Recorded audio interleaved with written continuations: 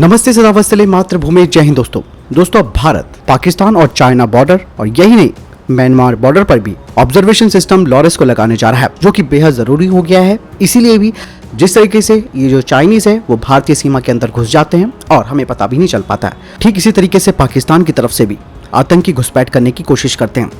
ये नहीं दोस्तों, बांग्लादेश हो या फिर म्यांमार, यहाँ से भी कई तरीके की घुसपैठें होती हैं। दरअसल अब वक्त आ चुका है कि हमें तकनीकी रूप से अपने बॉर्डर की सर्विलांसिंग करनी होगी, क्योंकि हर जगह ये संभव नहीं हो पाता कि हमारे सैनिक मौजूद रहें और इस तरीके से घुसपैठी फ़ायदा उठाने की पूरी कोशिश करते हैं।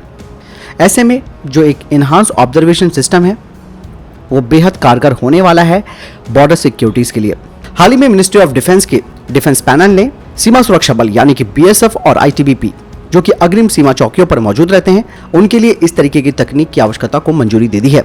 और इस तरीके का जो बॉर्डर सर्विलांस सिस्टम होगा उसके कुछ स्पेसिफिकेशन भी है, जैसे कि इसके सेंसर सिस्टम जो कि दिन और रात दोनों समय लंबी दूरी तक निगरानी प्रदान कर सकते हो, साथ ही 20 किलोमीटर से अधिक दूरी पर मानव लक्ष्यों को पहचानने में भी ये सक्षम होने चाहिए। इसके अलावा 40 किलोमीटर और 15 किलोमीटर की न्यूनतम दूरी पर चलने वाले स्थिर वाहनों का भी डेटा ये उपलब्ध करा सकता हो। मिनिस्ट्री ऑफ डिफेंस की गाइडलाइंस के अनुसार मानव लक्ष्यों के लिए ये 15 किलोमीटर और वाहनों के लिए इसका 24 किलोमीटर की रेंज होनी बेहद जरूरी है। और ये फैसला ऐसे समय पर आया है जब भारत चीन सीमा पर लगातार अतिक्रमण हो रहा है, वहीं पाकिस्तान, बांग्लादेश और म्यांमार से भी घुसपैठ हो रही है। और इसीलिए ये फैसला सीमा सुरक्षा बलों को अपग्रेड करने का एक अच्छा प्रयास भी है। म्यांमार में जब फरवरी में सैन्य तख्तापलट हुआ था तो म्यांमार से करीबन 8,486 नागरिक भारत में आ गए थे। इस बारे में भारत सरकार ने जानकारी राज्यसभा में भी दी थी और उन लोगों में से 5,796 लोगों को वापस भेज दिया गया था। बाकी जुलाई के अंत तक भारत में ही थे। डिफेंस पैनल ने जो अपने निर्देश जारी किए हैं उसके अनुसार कॉम्पैक्ट सर्विलांसिंग सिस्टम पोर्टेबल होना चाहिए, यानी कि इसे आसानी से एक जगह से दूसरी जगह ले जाया जा सकता हो। दोस्तों, ये जो लगातार घुसपैठ हो रही है ये सुरक्षा के लिए बहुत बड़ी चुनौती भी है और दुश्मनों की एक सेंधमारी भी होती है। उत्तराखंड में भी चाइना के 100 से अधिक सैनिक घुस गए, तोड़फोड़ की और वापस चले गए। दोस्तों, भारत और चीन के बीच जो बॉर्डर है वो अभी भी क्लियर नहीं है, मैंने पिछले डिफेंस अपडेट में बताया था। इसलिए ये चाइनीज घुस जाते हैं, तो ऐसे में भारतीय सैनिक वहां पर नहीं पहुंच पाते हैं, क्योंकि अभी भी कई रास्ते वहां पर दुर्गम है। तो ऐसे में जो स्थानीय लोग वहां पर मौजूद हैं, ग्रामीण जो लोग रहते हैं, उनको भी ट्रेनिंग दी जानी चाहिए कि वो किसी भी अवस्था में और किसी भी इस तरीके की सिचुएशन में भारतीय सेना के साथ तुरंत कॉन्टैक्ट कर सके, ताकि समय रहते भारतीय सेना वहाँ पर पहुँच जाए।